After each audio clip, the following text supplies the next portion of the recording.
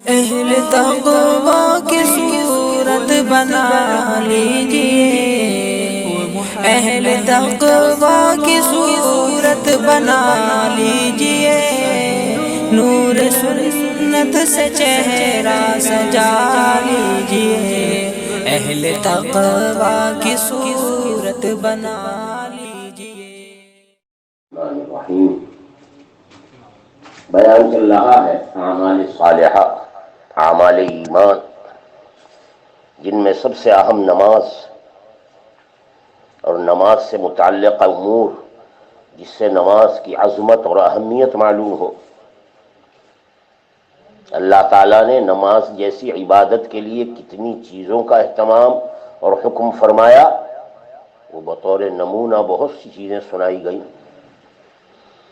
نماز کے لیے اذان، نماز کے لیے وضو، نماز کے لیے مسجد، نماز کے لیے باجماعت نماز پڑھنے کا اعزاز اور اکرام۔ حضرت انس نبی پاک صلی اللہ علیہ وسلم کا ارشاد نقل فرماتے ہیں کہ دنیا میں جو نماز کے لیے اللہ نے مساجد بنائی ہیں، انہیں قیامت کے دن میدان حشر میں سفید بختی اونٹوں کی شکل میں لایا جائے گا۔ ان کی ٹانگیں عنبر کی خوشبو سے ہوں گی، اور گردنوں پر زعفران، اور سر پر مہکتا ہوا مشک ہوگا۔ وہاں ان کی یہ تصویر پیش کی جائے گی مساجد کی۔ مؤذن حضرات ان اونٹنیوں کو آگے سے تھامے ہوئے ہوں گے، اور ائمہ حضرات ان اونٹنیوں کے پیچھے ہوں گے۔ اس طرح سے وہ میدان محشر میں کوندنے والی بجلی کی طرح سے گزریں گی۔ اہل قیامت جتنے وہاں موجود ہوں گے میدان میں، آپس میں کہیں گے کہ یہ اونٹنی ہے، کیا کوئی مقرب فرشتے اور انبیاء معلوم ہوتے؟ تو بتایا جائے گا کہ اے قیامت والو، یہ مقرب فرشتے یا نبی، انبیاء اور رسول نہیں ہیں، بلکہ حضرت محمد صلی اللہ علیہ وسلم کی امت کے وہ لوگ ہیں جو نماز باجماعت کا خیال رکھتے تھے۔ اللہ تعالیٰ نے نماز کو باجماعت بنا کر امت پر سب سے بڑی نعمت امت کو عطا کی۔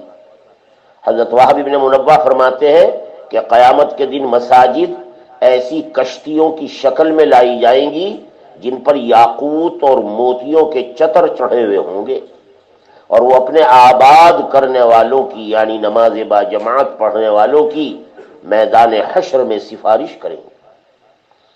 حضرت علی فرماتے ہیں کہ لوگوں پر ایک زمانہ ایسا آئے گا کہ آئندہ چل کر اسلام کا صرف نام باقی رہ جائے گا، قرآن پاک کے صرف نقوش رہ جائیں گے، حقیقت ایمان اور حقیقت اعمال، اخلاص، خشوع اور خضوع اور للہیت ختم ہو جائے گی۔ وہ لوگ اپنی مساجد کو خوب بنائیں گے، خوب سنواریں گے، ظاہری طور پر مزین کریں گے، حالانکہ مساجد کی آبادی دنیا میں اللہ کے ذکر سے ہے، اعمال ایمان سے ہے۔ ذکر اللہ سے اور اعمال ایمان سے وہ مسجدیں ویران ہوں گی، اور اس دور کے بدترین لوگ وہ علماء ہوں گے جو اپنے علم پر عمل نہ کرنے والے ہوں گے۔ انہی سے فتنے نمودار ہوں گے اور انہی کی طرف فتنے لوٹ کر جائیں گے۔ اے لوگوں، ایسے زمانے سے بچو، اپنی مساجد کو اپنے اعمال سے آباد کرو، اپنے علم پر عمل کرو۔ عالم بے عمل فتنے کا ذریعہ ہوتا۔ اللہ نے جو علم دیا عمل کے لیے دیا۔ اعمال صالحہ میں جس طریقے سے نماز اور اس سے متعلقہ یہ تعلیمات بیان کی گئی ہیں، اسی طریقے سے قرآن کریم میں نماز کے بعد جو آدمی کی عبادت کا اہتمام بتایا گیا وہ زکوٰۃ اور صدقات۔ اقیموا الصلاۃ وآتوا الزکاۃ۔ اللہ تعالیٰ نے ان دونوں کو قرآن پاک میں بکثرت ایک جگہ بیان فرمایا ہے۔ اللہ تعالیٰ نے ایمان والے کے لیے بدنی عبادت نماز رکھی، اور مالی عبادت صدقہ رکھا۔ صدقہ چاہے واجبہ ہو، فریضہ یا نافلہ ہو، ہمارے آقا صلی اللہ علیہ وسلم نے صدقے کا بہت اہتمام بیان فرمایا۔ حضرت ابو ذر غفاری فرماتے ہیں، اے لوگوں، نماز اسلام کا ستون ہے اور جہاد اسلام کی ترقی کا ذریعہ ہے، اور صدقہ ایک عجیب چیز ہے۔ حضرت نے 3 مرتبہ یہ جملہ فرمایا، زکوٰۃ اور صدقات یہ اللہ تعالیٰ کے ہاں ایک عجیب چیز ہے، ایک عجیب چیز ہے، 3 مرتبہ فرمایا۔ کسی نے ان سے سوال فرمایا کہ روزہ بھی تو نیک عمل ہے؟ ارشاد فرمایا بے شک وہ بھی نیک عمل ہے۔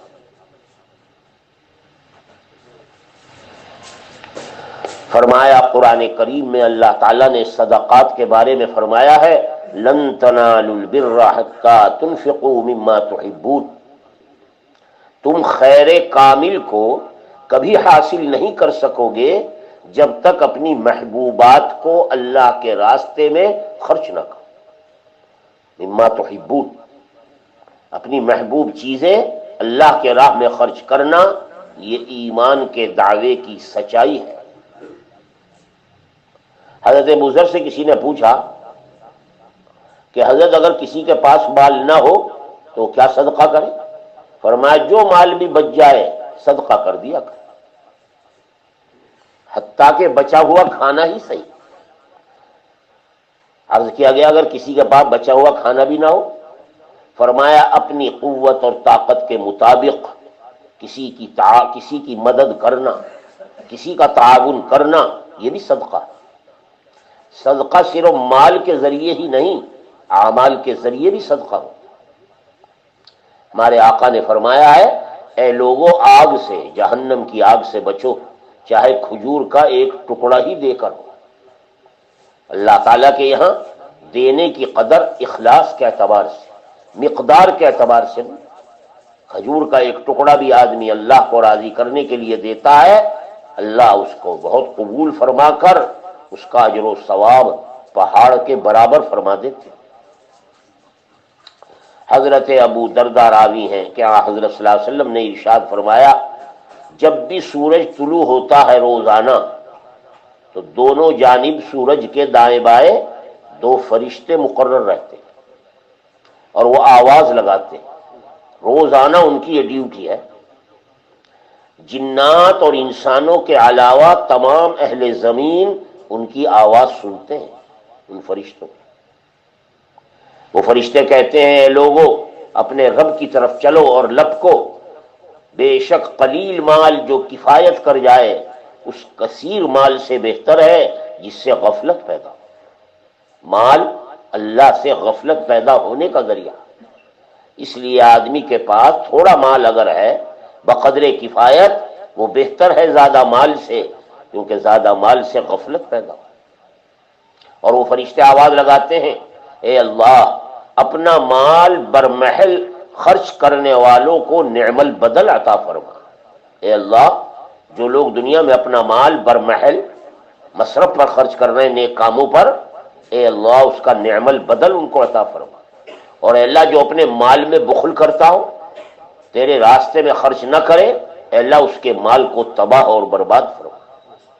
یہ روزانہ فرشتوں کی دعا ہے۔ اس سے اندازہ لگایا جائے کہ آدمی کو اللہ تعالیٰ نے مال خرچ کرنے کے لیے دیا ہے، اپنے اوپر، اپنے بچوں پر، اپنے اعزاء اقربا پر، اپنے پڑوسیوں پر، اور پھر جن جن کے ساتھ آدمی احسان کرے۔ اللہ نے مال اسی لیے دیا کہ خرچ کر کے اللہ کی بینک میں جمع کرا۔ حضرت ابن عباس فرماتے ہیں کہ نبی پاک صلی اللہ علیہ وسلم ایک ایسے شخص سے پاس سے گزرے جو کعبہ شریف کے پردوں سے چمٹا ہوا، پردوں کو پکڑے ہوئے دعا کر رہا تھا۔ دعا یہ کر رہا تھا کہ اے مکان کے مالک، اے اپنے اس گھر کی عظمت و حرمت کا تو یہ صدقہ، اے اللہ تو میری مغفرت فرما۔ کعبے کا پردہ پکڑ کر اس کی عظمت اور حرمت کا واسطہ دے کر اپنی مغفرت مانگ رہا تھا، اے اللہ میری مغفرت۔ رسول اللہ صلی اللہ علیہ وسلم نے ارشاد فرمایا اے اللہ کے بندے، کعبے کی حرمت کے واسطے سے دعا کر رہا ہے، تو اپنی حرمت کے واسطے سے دعا مانگ، کیونکہ اللہ تعالیٰ کے ہاں مومن کی حرمت اور عظمت اللہ کے گھر سے بڑی ہوئی ہے، کہیں بڑھ کر اس کے ایمان کی حرمت اور عظمت۔ کہنے لگا وہ شخص، یا رسول اللہ میں بہت بڑا گناہگار ہوں، اس لیے میں کعبے کی حرمت سے دعا مانگا۔ ارشاد فرمایا تیرا گناہ کیا ہے؟ کہنے لگا میرے پاس مال بہت ہے، جانور بہت ہے، گھوڑوں کی بھی بڑی کثرت ہے، لیکن جب کوئی آدمی ان میں سے کسی چیز کا سوال کرتا ہے تو میں ایسا ہو جاتا ہوں جیسے میرے منہ میں آگ کے شعلے نکلتے، خرچ کرنے کو جی نہیں چاہتا۔ حضرت نے ارشاد فرمایا چل دور ہو جا، کہیں اپنی آگ سے مجھے نہ تو جلا دے۔ اس ذات کی قسم جس کے قبضے میں میری جان ہے، اگر تو 1000 برس تک بھی روزے رکھے، نمازیں پڑھتا رہے، لیکن یہی بخل اور یہی کمینگی تیرے اندر رہے اور اسی حالت میں تو مر جائے تو اللہ تجھے دوزخ میں لٹکائیں گے۔ تجھے معلوم نہیں ہے کمینگی کفر کا شعبہ اور کفر کا ٹھکانہ دوزخ ہے، اور سخاوت ایمان کا شعبہ ہے اور ایمان والوں کا ٹھکانہ جنت ہے۔ حضرت عائشہ فرماتی ہیں نبی پاک صلی اللہ علیہ وسلم نے ارشاد فرمایا اللہ کے راستے میں مال خرچ کرنا، جسے سخاوت کہتے ہیں، یہ ایسا درخت ہے جس کی جڑیں جنت میں ہیں۔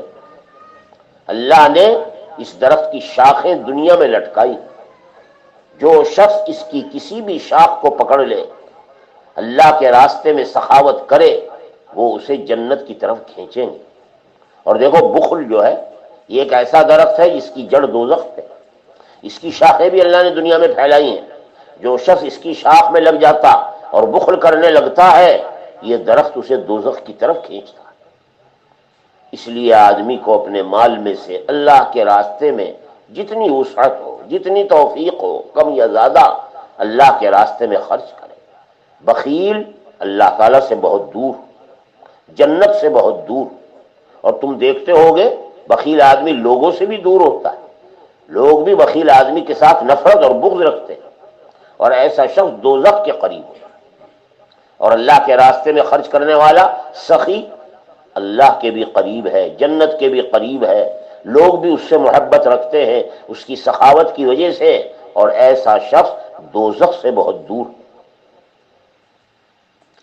حدیث میں کہا گیا ہے لوگوں اپنے مالوں کو زکوٰۃ کے ذریعے محفوظ کرو اور اپنے بیماروں کا صدقے کے ذریعے علاج کرو۔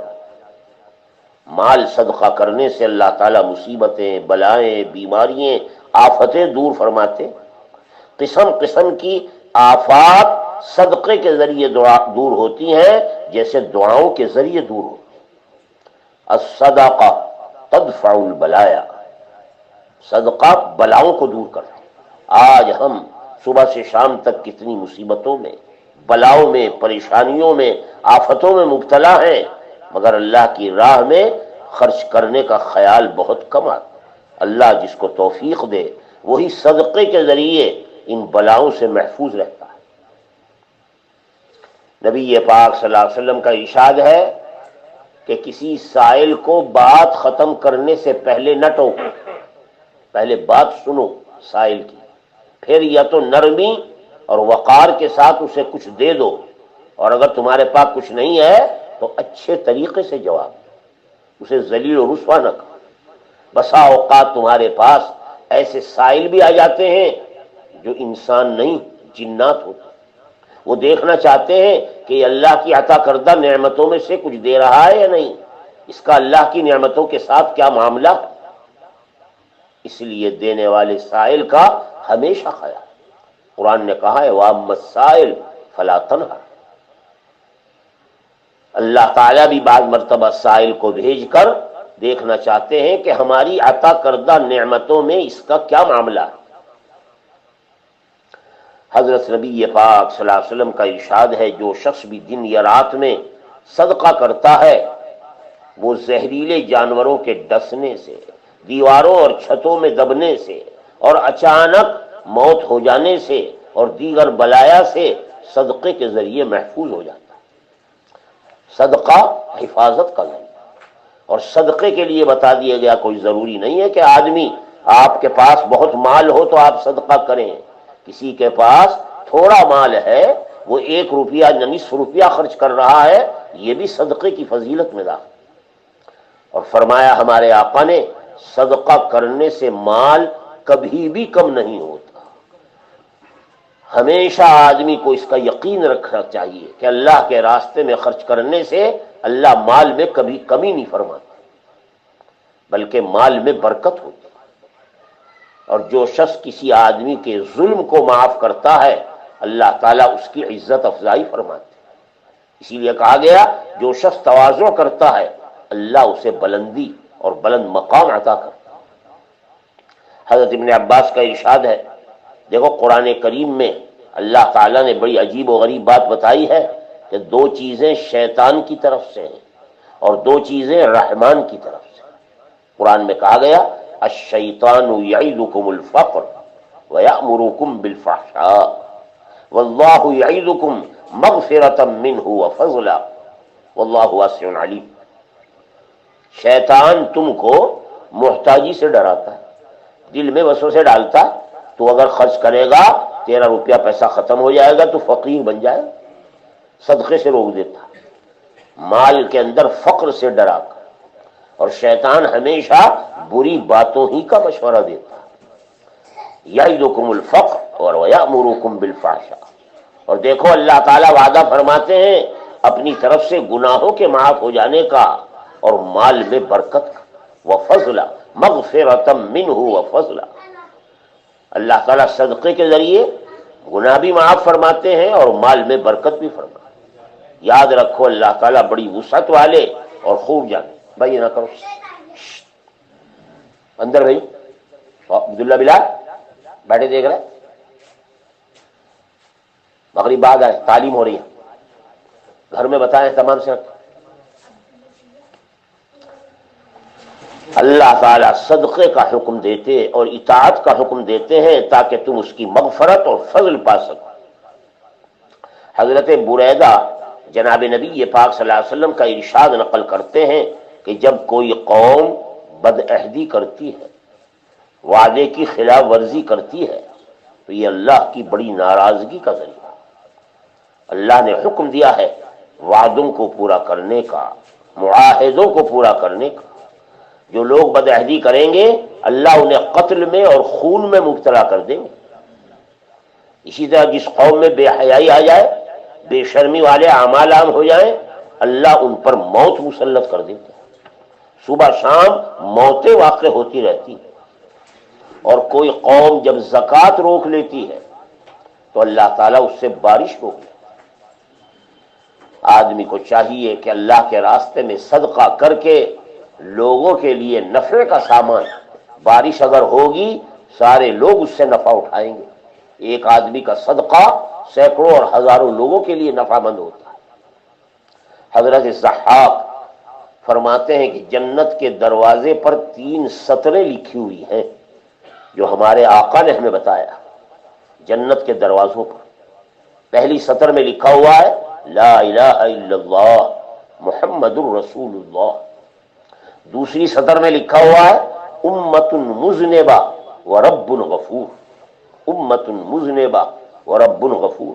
اس امت میں لوگ گناہگار ہوں گے مگر یاد رکھو اللہ تعالیٰ مغفرت فرمانے والے۔ ہر گناہگار کا گناہ کا تقاضا ہے کہ خدا نخواستہ اگر گناہ ہو جائے فوراً توبہ کرے۔ اللہ نے گناہوں کا علاج فوراً توبہ میں رکھا ہے۔ اور تیسری سطر میں لکھا ہوا ہے وجدنا ما عملنا ربحنا ما قدمنا وخسرنا ما خلفنا۔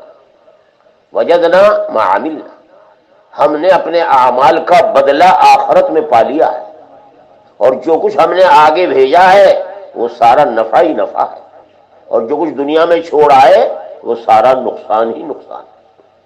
اس لیے آدمی کو آخرت کی تیاری کے لیے اپنے مال میں سے جتنا ممکن ہو سکتا ہو اللہ کی راہ میں خرچ کرنا اپنی سعادت سے۔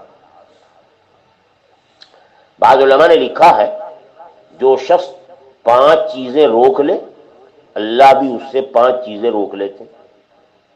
خدا نخواستہ زکوٰۃ روک لیتا ہے کوئی آدمی تو اللہ تعالیٰ اس کے مال کی حفاظت روک دیتے۔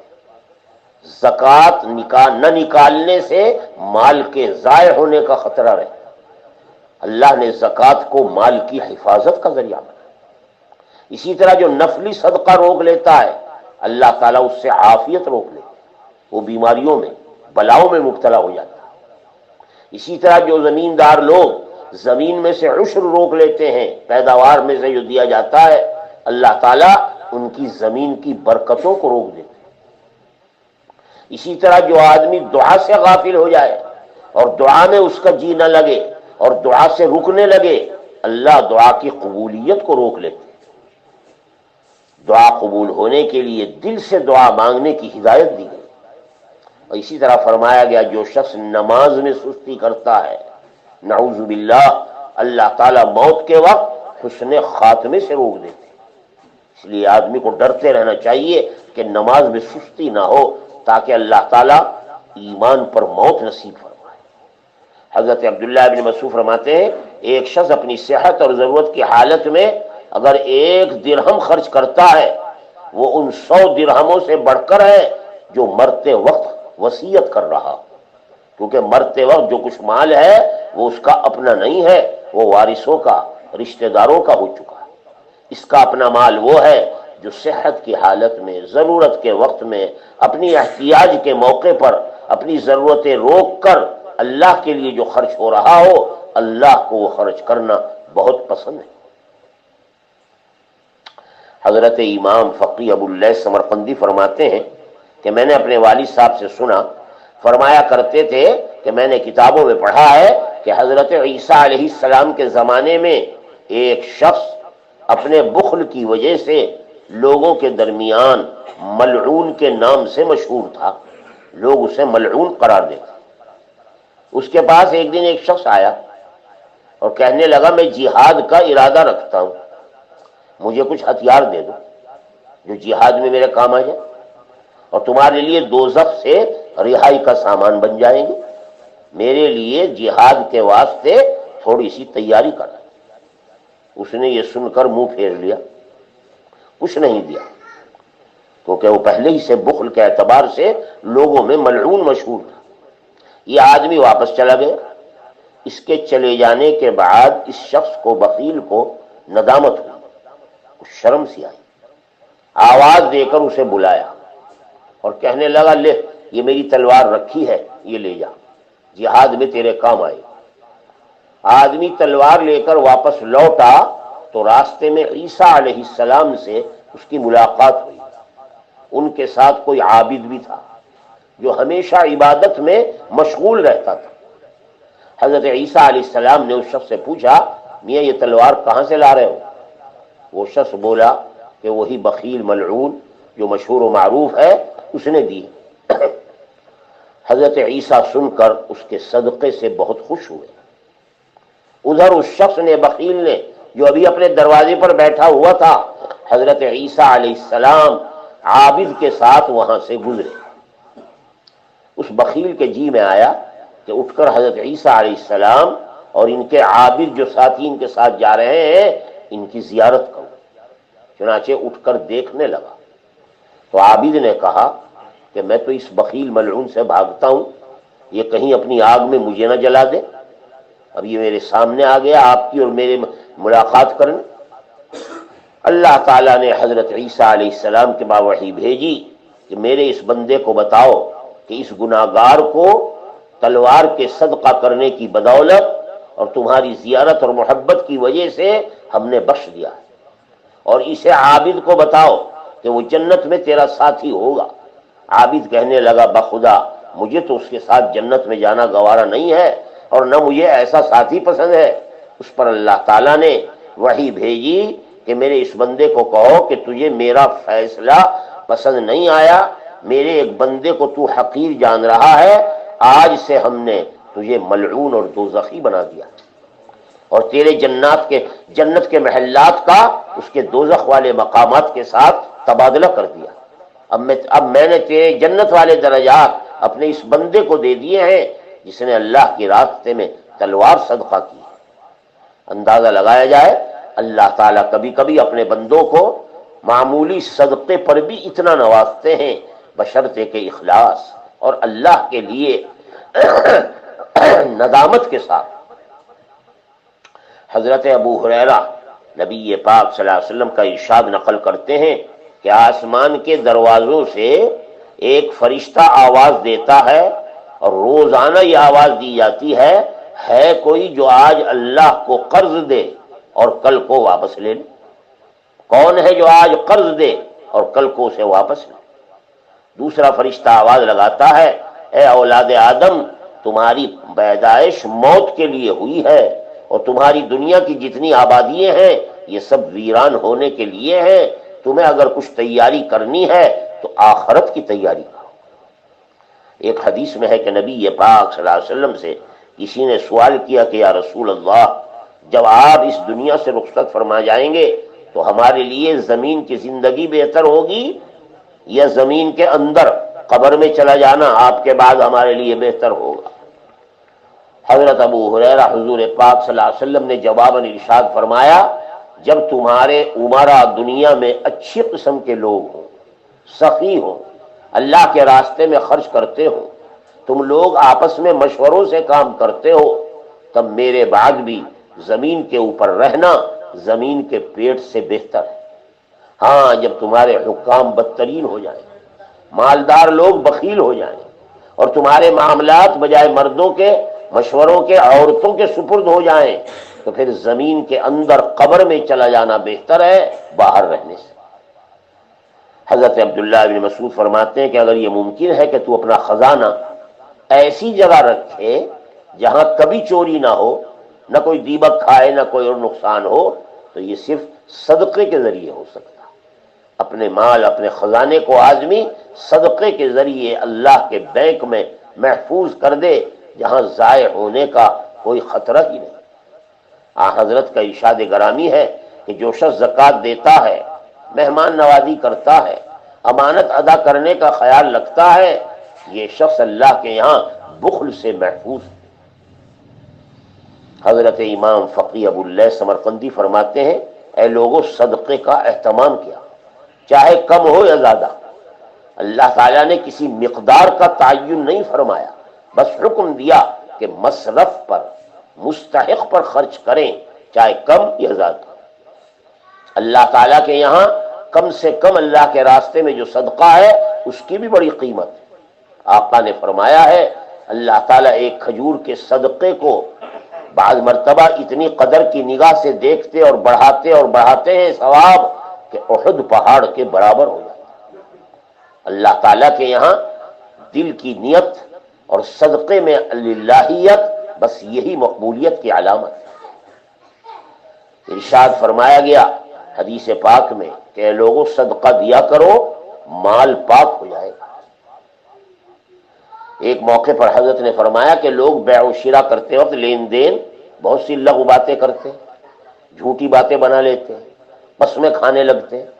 ایسے موقع پر لین دین کرنے والے، تجارت کرنے والوں کو چاہیے کہ صدقے کے ذریعے اپنے معاملے کو پاک کریں۔ اسی طریقے سے بدن گناہوں سے جو پاک ہوتا ہے وہ بھی صدقے کے ذریعے۔ قرآن نے صاف کہا، خذ من اموالہم صدقہ تطہرہم وتزکیہم بہا۔ اے محمد صلی اللہ علیہ وسلم، آپ ان کے مالوں میں سے صدقہ لیتے رہیں تاکہ اللہ ان کو پاک صاف کر دے۔ تو صدقہ تطہیر مال کا بھی ذریعہ ہے اور تطہیر بدن بھی، اور اس سے بیماریاں اور آفتیں بھی دور ہوتی ہیں۔ اس لیے فرمایا گیا، اپنے بیماروں کا علاج اگر کرنا ہو صدقے کے ذریعے کیا کرو۔ کسی غریب کو کھانا کھلا دیا، کسی غریب کو کوئی چیز دے دی، نیت کر لی اپنے بیمار کے لیے مرض سے شفا کی، اللہ اس صدقے کے ذریعے بلائیں دور فرما۔ نیز صدقہ کرنے سے غربا اور مساکین خوش ہوتے ہیں۔ مساکین اور غربا کو خوش کرنا اللہ کے نزدیک بہترین عمل ہے۔ نیز اس سے مال میں برکت اور رزق میں فراخی حاصل ہوتی ہے۔ قرآن میں فرمایا گیا، وَمَا أَنفَقْتُم مِّن شَيْءٍ فَهُوَ يُخْلِفُهُ مَا أَنفَقْتُم مِّن شَيْءٍ فَهُوَ يُخْلِفُهُ۔ جو چیز تم اللہ کے راستوں میں خرچ کرو گے اللہ اس کا عوض ضرور دے۔ اسی طرح صدقے کے ذریعے دنیا کے جیسے یہ سارے منافع ہیں، دنیا کے اندر یہ چیزیں حاصل ہوتی ہیں، بدن پاک ہوتا ہے، مال پاک ہوتا ہے، بیماریوں اور آفتوں سے آدمی محفوظ ہو جاتا ہے، اسی طریقے سے اللہ نے صدقے کو آخرت میں بھی بہت سی نعمتوں کا ذریعہ بنایا۔ صدقہ سخت گرمی کے وقت قیامت کے دن آدمی کے لیے سایہ بنے گا، وہ اپنے صدقے کے سائے میں ہوگا قیامت کے دن۔ نیز صدقے کے ذریعے اللہ تعالی حساب اور کتاب میں تخفیف فرما دیتے، ہلکا حساب ہوتا ہے قیامت کے دن صدقہ کرنے والے کا۔ اور اللہ نے فرمایا صدقے کے ذریعے ہم ترازو کا وزن بڑھا دیتے، جو اعمال قیامت میں تولے جائیں گے صدقے کے ذریعے ان کا وزن بڑھ جائے گا۔ اسی طرح فرمایا گیا صدقے کے ذریعے پل صراط پر گزرنا آسان ہو جاتا ہے۔ اندازہ لگایا جائے یہ صدقہ کتنا ہی معمولی کیوں نہ ہو، یہ قیامت میں کتنا کام آنے والا ہے۔ سخت گرمی میں سایہ بنے گا، حساب کے وقت تخفیف کا ذریعہ ہوگا، ترازو کے اندر وزن پیدا کرے گا، اور پل صراط پہ گزرنا آسان ہو۔ اور پانچویں یہ جو حدیث میں صاف کہا گیا کہ صدقے کے ذریعے اللہ تعالی جنت کے درجات میں بلندی عطا فرمائے۔ اور اگر صدقے میں علماء نے لکھا ہے مساکین کی دعا کے علاوہ، صدقہ دینے میں غریبوں کی دعا کے علاوہ اگر کوئی اور فضیلت بھی نہ ہوتی، عقل مند کے لیے اتنا ہی کافی تھا کہ غریبوں کی دعائیں شامل حال ہو جاتی۔ اور یہاں تو اللہ تعالیٰ کی رضا حاصل ہو، اسی لیے حدیث میں کہا گیا صدقے میں شیطان کی توہین اور تحقیر ہوتی ہے۔ ایک روایت میں تو یہاں تک کہا گیا کہ ایک صدقہ کرنے سے 70 شیطانوں کے منہ پھوٹ جاتے ہیں۔ اور نیز صدقہ کرنے میں صلحاء امت کی پیروی ہے۔ حضرت امام فقی ابو اللیث فرماتے ہیں کہ حضرت ام ذر ایک مرتبہ بیان فرماتی تھیں کہ جو حضرت عائشہ رضی اللہ تعالی عنہ کے پاس بہت آتی جاتی تھی، کہ حضرت عبداللہ ابن زبیر نے حضرت ام المومنین حضرت عائشہ کے پاس ایک مرتبہ 1,80,000 درہم کی 2 تھیلیاں بھیجی۔ 2 تھیلیاں کیا، 2 بوری، حضرت عبداللہ ابن زبیر حضرت عائشہ کے بھانجے ہیں، حضرت ام المومنین حضرت عائشہ ان کی خالہ ہوتی تھی۔ اپنے خلافت کے زمانے میں 1,80,000 درہم کی چاندی کے سکوں کی 2 بوریاں بھیجی۔ اس دن آپ روزے سے تھے، جیسے ہی پال آیا فوراً تقسیم کرنا شروع کی۔ آقا کی طرف سے یہی مزاج، یہی طبیعت، یہی تعلیم، یہی حکم کہ جو کچھ آئے اللہ کے راستے میں خرچ کر۔ حضرت ام المومنین نے تقسیم کرنا شروع کر دیا، بانٹتی رہیں، شام تک دونوں بوریاں خالی ہو گئی، 1 درہم بھی نہیں بچا۔ مغرب کا وقت آ گیا، باندی سے فرمایا میرے روزہ ہے، افطار کے لیے کچھ لاؤ، تو وہ روٹی اور زیتون کا تیل لے کر آئی۔ کہنے لگی آج اتنا مال تقسیم کیا ہے، آپ نے لیے 1 درہم کا گوشت بنوا کر آج روزہ افطار کرنے کے لیے آپ نے گوشت بھی تیار نہیں کرایا۔ فرمانے لگی اب کیوں کہتی ہے، جب بانٹ دیا کہنے کا کیا فائدہ، پہلے یاد دلاتی تو ہم کچھ خرید لیتے۔ یہ حال تھا اللہ کے راستے میں خرچ کرنے کا کہ اپنا دھیان اور اپنا خیال کبھی آتا ہی نہیں تھا، اپنے روزے کا اور افطاری کا بھی خیال نہیں تھا۔ حضرت عروہ بھی آپ کے بھانجے ہیں، حضرت عبداللہ ابن زبیر کے چھوٹے بھائی، فرماتے ہیں میں نے اپنی خالہ جان کو دیکھا ہے، ایک موقع پر آپ نے 70,000 درہم صدقہ کیے ہیں، اور خود آپ کی قمیص میں کئی پیوند لگے ہوئے تھے، مگر سب اللہ کے، کیونکہ یہ سب کا سب آخرت کے خزانوں میں جمع کرنے کا ایمان اور یقین رکھتی۔ کہتے ہیں کہ عبد الملک ابن ابجر کو میراث میں 50,000 درہم ملے، انہوں نے وہ تھیلیاں اپنے بھائیوں کو بھیج دیں اور یوں فرمایا میں اپنے بھائیوں کے لیے جنت کی دعا کرتا رہتا ہوں، پر اب دنیا میں کیا بخل کروں، یہ بھی میں اپنے بھائیوں کو بھیج رہا ہوں۔ ایک روایت میں ہے کہ ایک عورت حضرت حسان ابن سنان کے پاس کچھ مانگنے کے لیے آئی، اس کی طرف دیکھا تو وہ عورت نہایت حسین و جمیل تھی، غلام سے کہنے لگے اسے 400 درہم دے دو۔ کسی نے کہا اے اللہ کے بندے، ایک سائل غریب مانگنے والی، آپ اسے اتنا دے رہے ہیں، اور 1 درہم مانگنے آئی ہے یہ، آپ اسے 400 درہم دے رہے ہیں۔ فرمانے لگے میں نے اس کا حسن و جمال دیکھا تو خطرہ پیدا ہوا کہ کہیں گناہ میں مبتلا نہ ہو جاؤں، جی میں آیا کہ اسے اتنا مال دوں جو میرے لیے صدقہ بن جائے۔ اللہ اکبر! یہ حضرات اپنے آپ کو اتنا محفوظ رکھتے تھے گناہوں سے، اور اسی طریقے سے ان امور سے جن سے آقا نے منع کیا، بخل اور دیگر امور سے۔ حدیث شریف میں ہے کہ ایک صحابی کے پاس کسی نے بکری کا سر ہدیے میں بھیجا، بکری کی سری ہدیے میں بھیجا، کیونکہ ان کے گھر میں فاقہ تھا۔ جب یہ بکرے کی سری ان کے گھر پہنچی تو انہوں نے سوچا کہ میرا فلاں بھائی آج میرے سے زیادہ محتاج ہے، اس کے گھر میں کئی دن سے فاقہ ہے، میں تو ایسے ہی گزر کر لوں گا۔ یہ سری انہوں نے دوسرے بھائی کے یہاں بھیجی۔ اس کے پاس جب پہنچی تو اس نے سوچا کہ میرے قریب میں میرا بھائی تیسرا پڑوسی، وہ مجھ سے بھی زیادہ ضرورت مند ہے، یہ کہہ کر اس نے وہ سری تیسرے گھر میں بھیج دی۔ حدیث میں لکھا گیا کتابوں میں، وہ سری 7 گھروں میں چکر کاٹ کر پہلے ہی شخص کے یہاں واپس آ گیا۔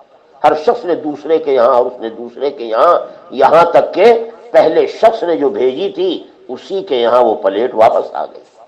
یہ حال تھا ان حضرات کا، اپنے اوپر دوسروں کو ترجیح دینے، اپنے فاقے پر دوسرے فاقوں کا خیال رکھنے کا۔